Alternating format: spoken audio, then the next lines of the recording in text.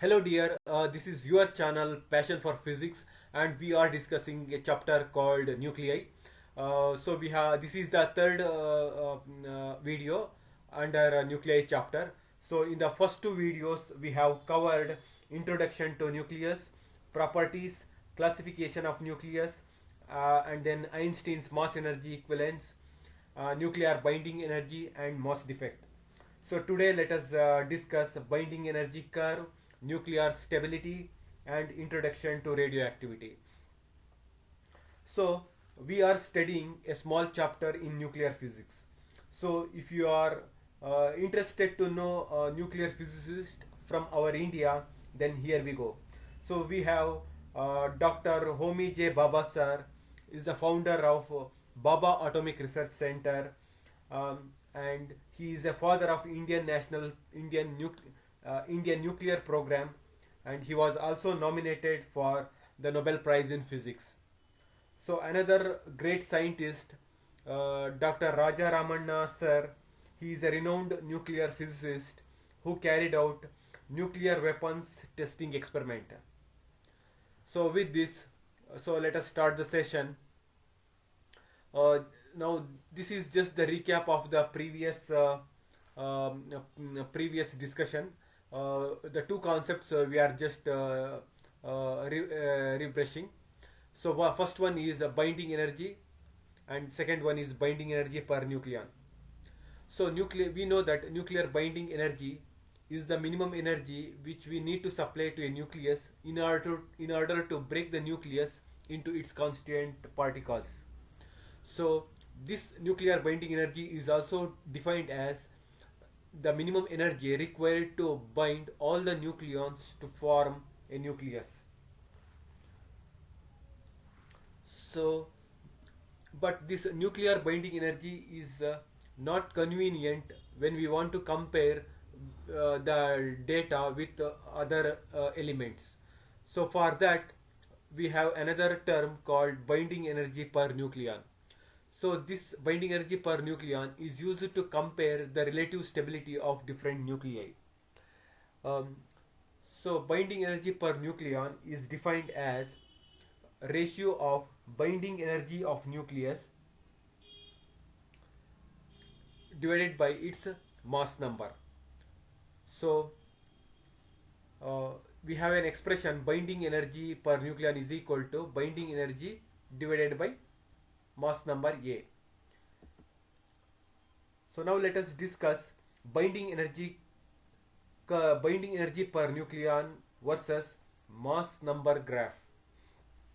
So this graph shows binding energy per nucleon value for many elements right from deuterium to uranium, and binding energy per nucleon, which is measured in million electron volt, is in y axis and mass number is in x axis. So if you carefully look at the graph, you don't see hydrogen nucleus in the graph because hydrogen is having only one nucleon, that is proton. So the graph starts from isotope of hydrogen called deuterium, which has two nucleons, one proton and one neutron. So binding energy per nucleon for deuterium is 1.1 MeV. So this is the energy needed to separate one nucleon from the deuterium nucleus. So now the binding energy per nucleon for the mass number greater than 30 and less than 170 is practically constant, and this binding energy per nucleon is independent of the nucleons present in the nucleus for these mass numbers, that is mass number greater than 30 and mass number less than 170, and the curve shows maximum binding energy per nucleon for the mass number 56.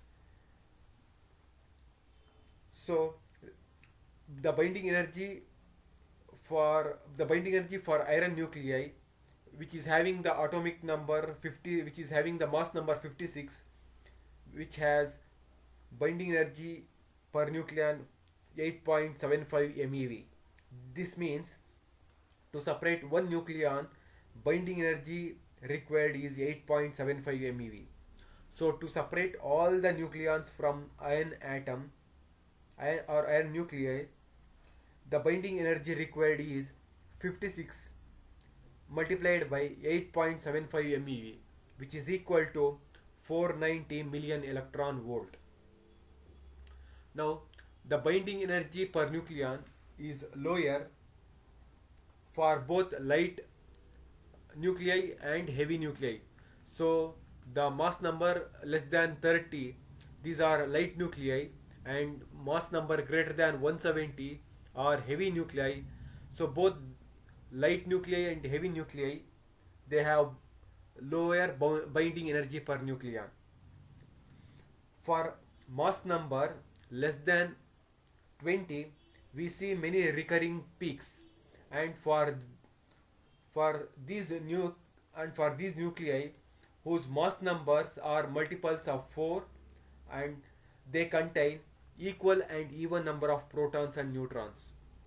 So examples for such nuclei with mass number less than 20 are helium 24, beryllium 48, carbon 612, oxygen 816, and neon 1020.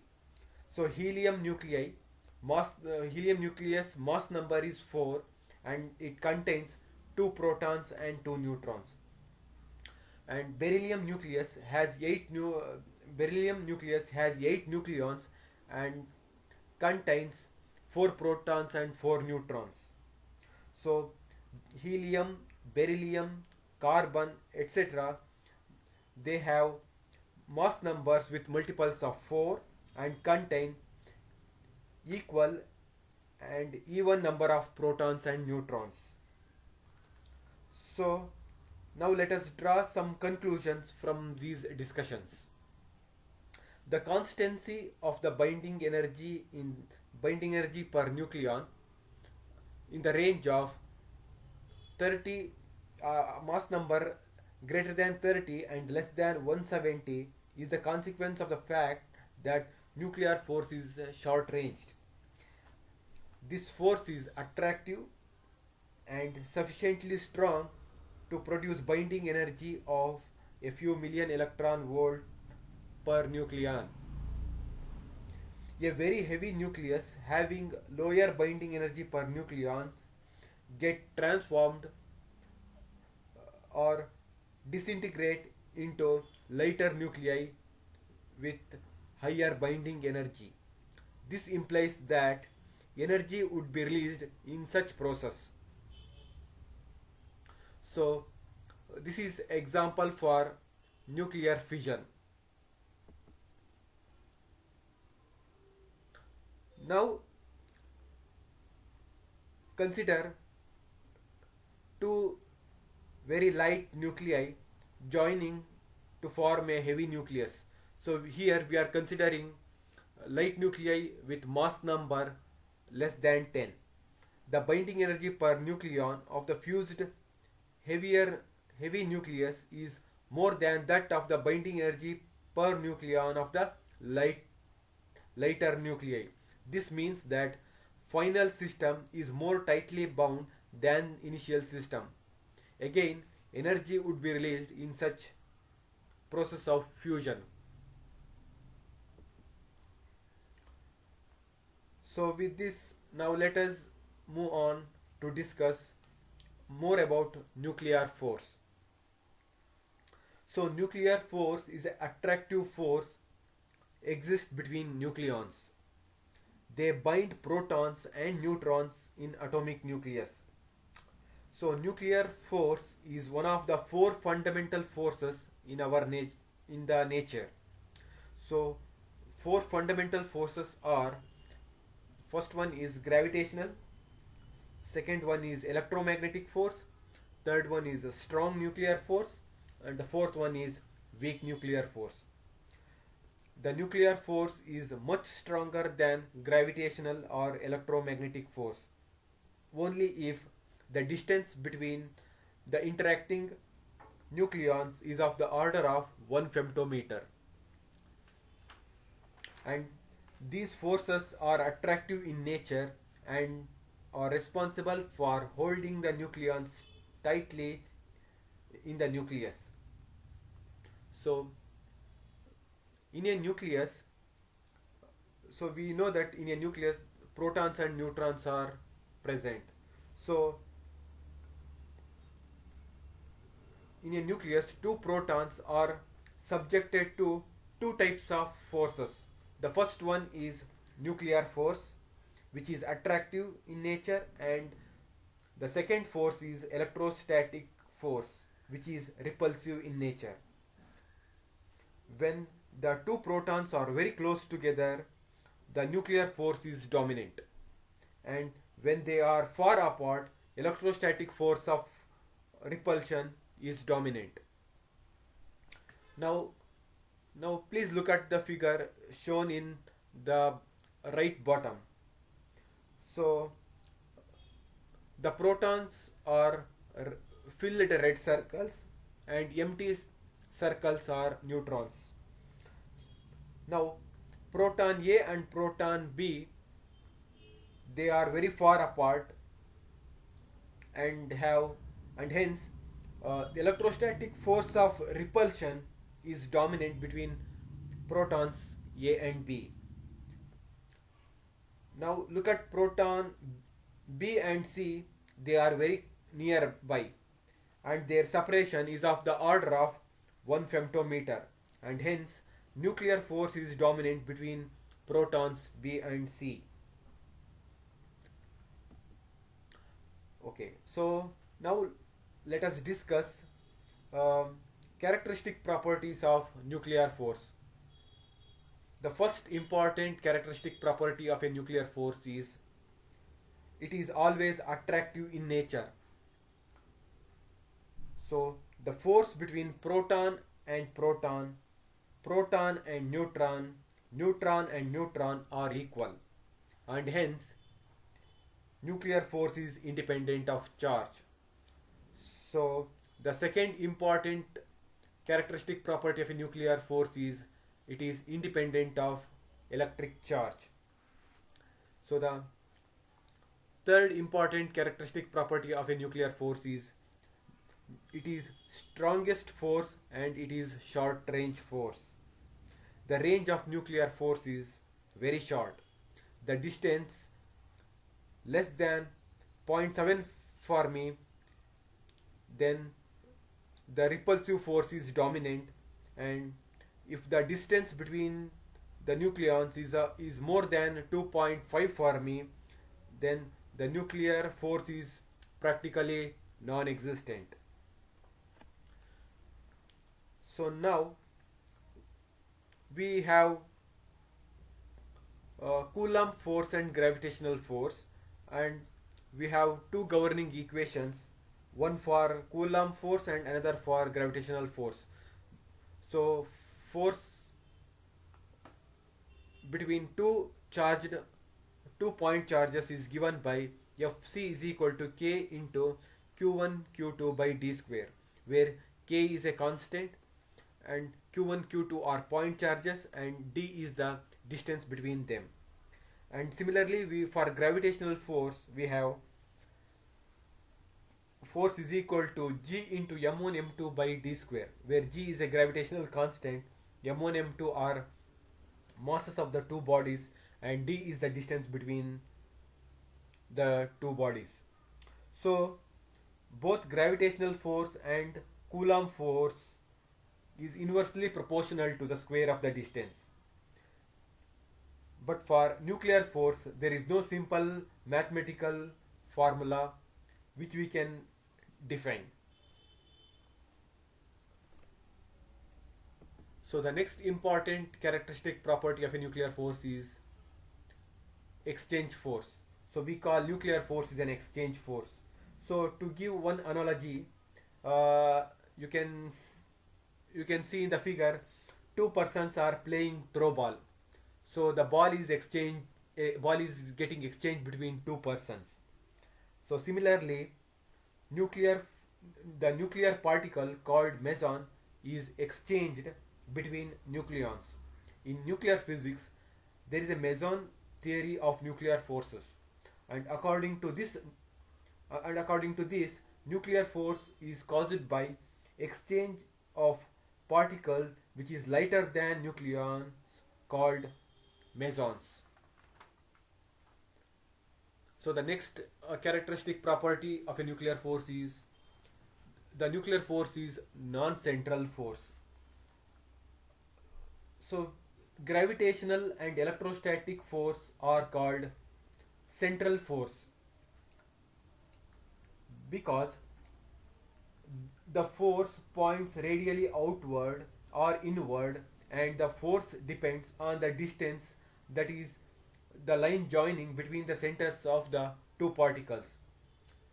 In case of non-central force, we define non-central force by it is that force which does not simply depend on a distance between the center of the two bodies,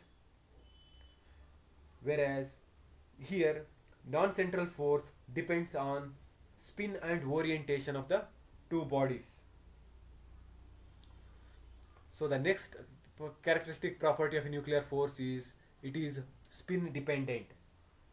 So the nuclear force depends on whether the spin of the nucleons are parallel or anti-parallel. If nucleon spin is in same direction, then force will be stronger. So these are some of the important characteristic properties of a nuclear force. Now now we shall discuss nuclear stability. So nuclear stability is a concept that helps to identify the stability of an isotope or nucleus. To identify the stability of a nucleus, it is needed to find the ratio of neutron to proton. So you are looking at NZ curve.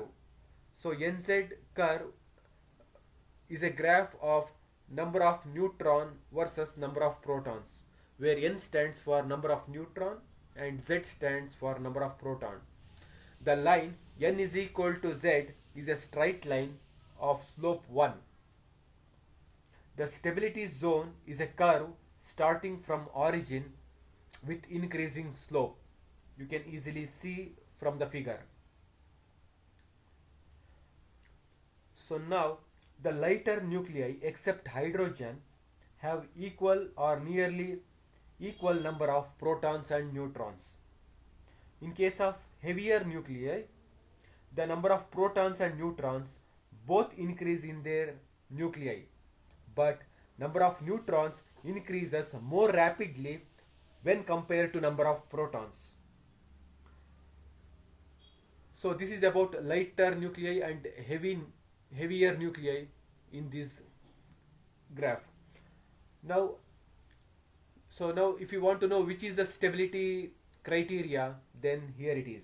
So nucleus with neutron to proton ratio greater than 1 and less than 1.6 are generally stable. So nuclear stability is the balance between electrostatic force of repulsion, strong nuclear force, and neutron energy.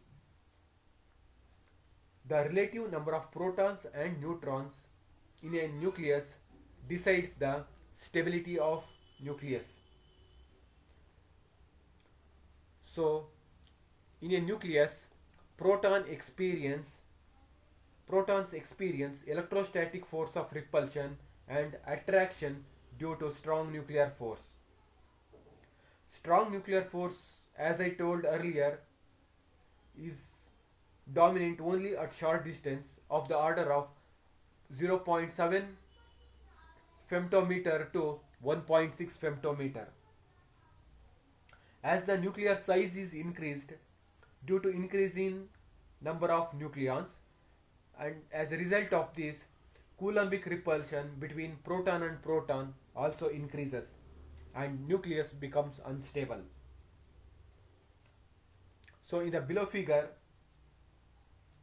electrostatic force of repulsion is dominant between protons A and B, and A and C. And attractive force is dominant between protons B and C.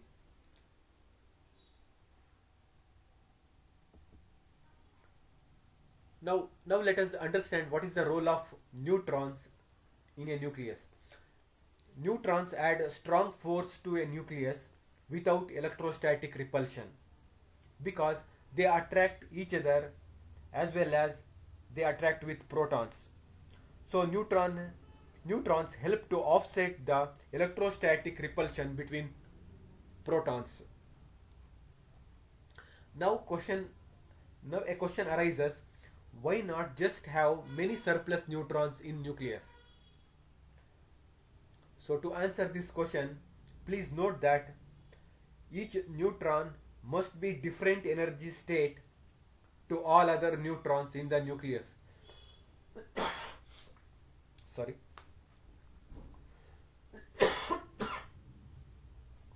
Sorry again.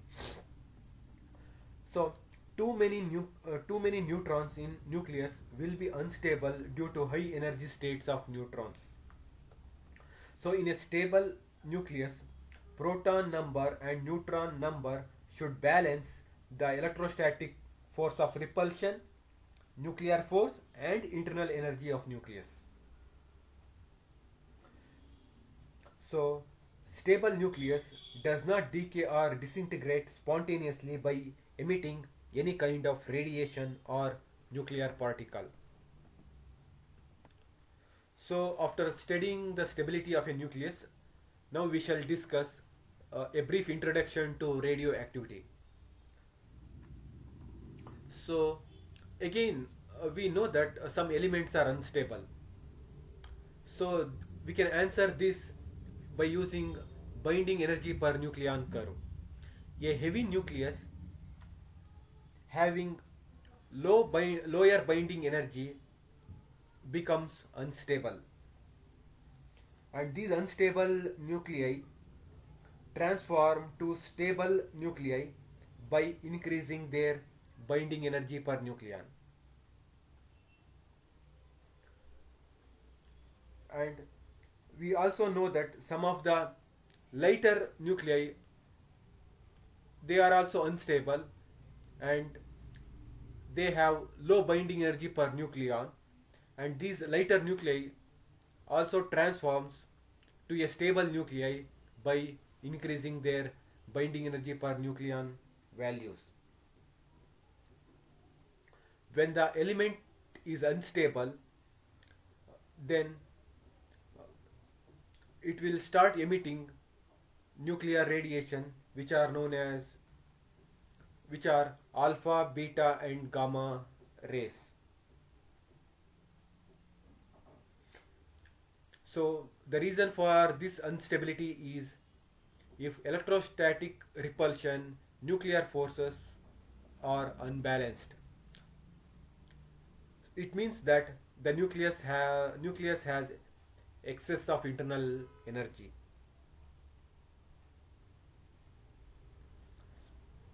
So this radioactivity phenomena was discovered by Henry Becquerel in the year 1886. So a radioactive atom, which is an unstable atom, it emits energy which is in the form of radiation. It is also called as gamma radiation, and this radioactive atom, it can also emit some of the nuclear particles called alpha or beta. Now let us define what is a radioactivity or radioactive decay. So the definition is spontaneous transformation or disintegration of unstable nuclei to other nuclei with the emission of nuclear particles or radiation is called radioactivity. So as I told earlier, so the radioactive element emits energy in the form of gamma rays, or it can also emit nuclear particles called alpha and beta. So alpha particle is a helium nucleus. So beta particle, which is either electron or positron. Now let us look at figure A. The unstable nucleus transforms to another nuclei uh, with the by emitting alpha particles. In the figure B, an unstable radioactive nucleus emits electron and antineutrino and transforms into another nucleus which is called as daughter nucleus. The original nucleus is called parent nucleus and the transformed nucleus after radioactive decay is called daughter nucleus. So in the figure C, the unstable nucleus, which is in excited state, transforms to stable nucleus by emission of nuclear radiation called gamma rays. Now let us study the comparative properties of these nuclear radiation or particles. So we know that what is alpha, beta and gamma. So alpha, it is alpha rays emission, means it is emission of helium nuclei, and beta emission is emission of electrons or positron, and gamma is emission of high energy photons. So here you can have a look at the tabular column, which contains uh, some of the listed properties, and these properties are compared with alpha, beta and gamma. So the first property is alpha rays. So their nature is, it is helium, it's a helium nucleus. Beta is electron. So beta minus is an electron, whereas beta plus is positron. And gamma rays are photons. So the next property, charge. Alpha particles have charge plus 2e, where e is the elementary charge. So beta particles have minus e if electron is emitted, otherwise it is plus e when positrons are emitted. And gamma ray, it is charge is 0 because that is an electromagnetic radiation. Now the next property is mass. So alpha particle mass is defined as, it is 4 times that of mass of proton, and here we have assumed that mass of proton is approximately equal to mass of neutron, and beta particle mass is as that of mass of electron, and gamma rays, we know that its rest mass is 0. And the next property is speed. So alpha particles can travel as fast as 0.1 times that of speed of light in vacuum or air, and beta particles can travel as fast as 0.9 times speed of light, and gamma rays can travel as fast as velocity of or speed of light. So the next property is effect of electric and magnetic field. So both alpha particles and beta particles are deflected in electric or magnetic field, but beta particle will be deflected opposite to that of alpha particle. When we consider, for example, beta minus uh, will be deflected opposite to that of alpha particle,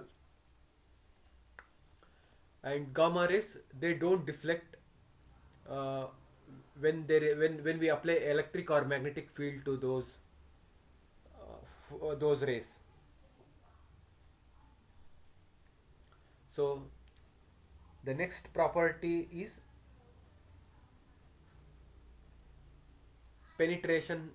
penetrating power. So the alpha particles, the alpha rays, it cannot pass through the paper. Now you can have a look at the figure which is shown here. Alpha particles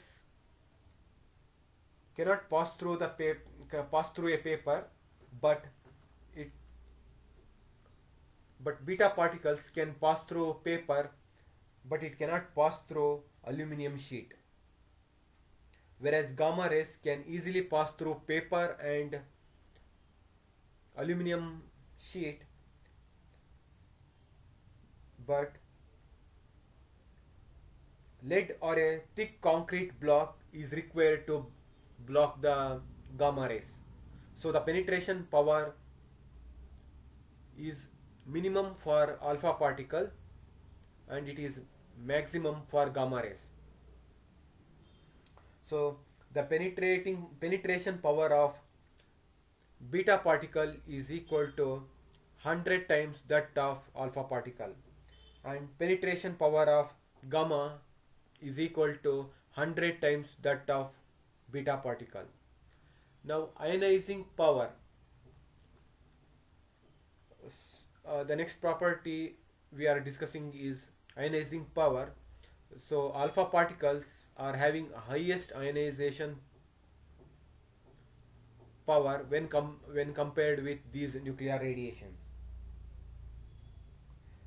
So the beta particles have ionization power equal to 1 by 100 times that of alpha particle, and this ionization power of gamma rays is 1 by 100 times that of beta particle.